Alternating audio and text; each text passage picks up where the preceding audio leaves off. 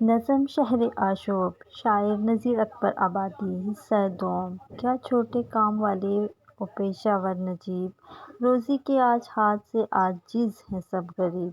ہوتی ہے بیٹھے بیٹھے جب شام عنقریب، اٹھتے ہیں سب دکان سے کہہ کر یا نصیب، قسمت ہماری ہو گئی بے اختیار بند۔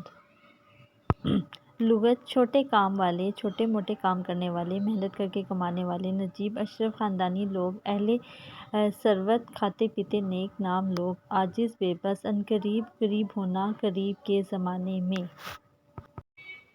تشریح: زیر نظر بند میں نذیر شہر کی بربادی کا نقشہ بیان کرتے ہوئے کہتے ہیں کہ آج حالات اتنے برے ہو چکے ہیں کہ معاشی بدحالی کے ہاتھوں ہر طبقہ مجبور و بے کس ہے۔ یہ بات عمومی طور پر درست ہے کہ آج حالات اتنے برے ہو چکے ہیں کہ معاشی بدحالی کے ہاتھوں ہر طبقہ مجبور و بے کس ہے۔ اس کی وجہ یہ ہے کہ معیشت کا تعلق پورے معاشرے سے ہوتا ہے۔ پورا معاشرہ ایک دوسرے کے ساتھ لین دین، باہمی معاشی مفادات اور مجموعی معاشی تعلق کی لڑی میں پرویا ہوا ہے۔ اس لیے جب یہ لڑی کہیں سے ٹوٹ جاتی ہے تو پھر دانے چھوٹے ہوں یا بڑے سبھی اس لڑی سے نکل کر منتشر ہو جاتے ہیں۔ خواجہ میر درد نے کچھ یوں بیان کیا تھا: زندگی ہے یا کوئی طوفان ہے، ہم تو اس جینے کے ہاتھوں مر چلے۔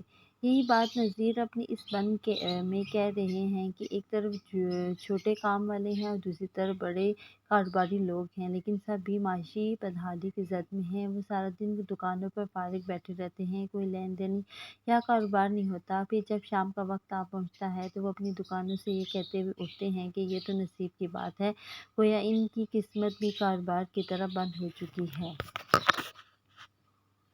ہے کون سا وہ دل جسے فسردگی نہیں، وہ گھر نہیں کہ روزی کی نابودگی نہیں، ہرگز کسی کے حال میں بے بودگی نہیں، اب آگرے کے نام کو آسودگی نہیں، کوری کے آگے ایسے ہوئے راہ گزر بند۔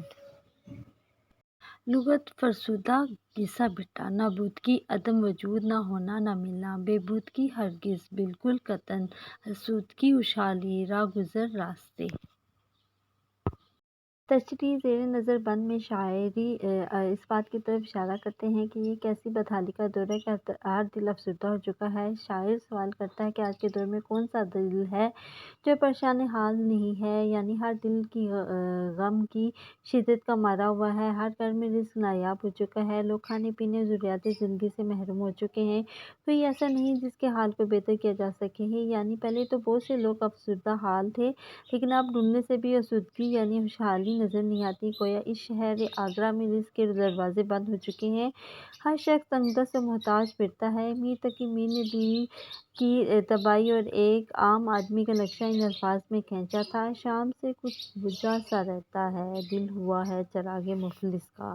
شاعر کہتے ہیں کہ ہر گھر اس انتشار سے متاثر ہو رہا ہے، کوئی گھر ایسا نہیں جس میں فراغت ہو، ہر ایک ہاتھ سے خوشحالی رخصت ہو چکی ہے، اب شہر میں کوئی بھی اس کے ہاتھوں سے محفوظ نہیں، روپے پیسے کی ایسی قلت ہو چکی ہے جیسے قحط کے زمانے میں اناج غائب ہو جاتا ہے۔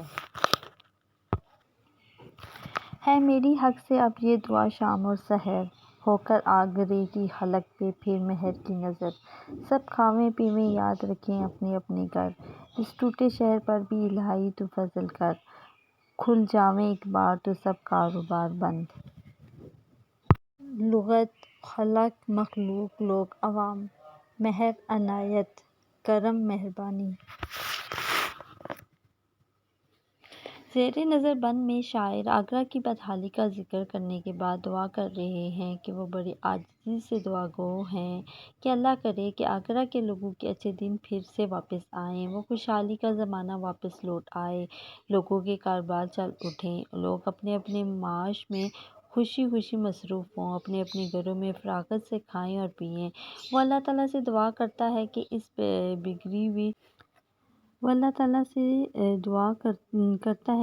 بکھرے ہوئے شہر پر اپنی رحمت کی نظر کر، انہیں اپنی نظر کرم سے نواز، ٹوٹے ہوئے دلوں کو جوڑ دے اور کاروبار زندگی جو ایک دفعہ بند ہو چکا ہے پھر سے اپنی ڈگر پر روانہ ہو۔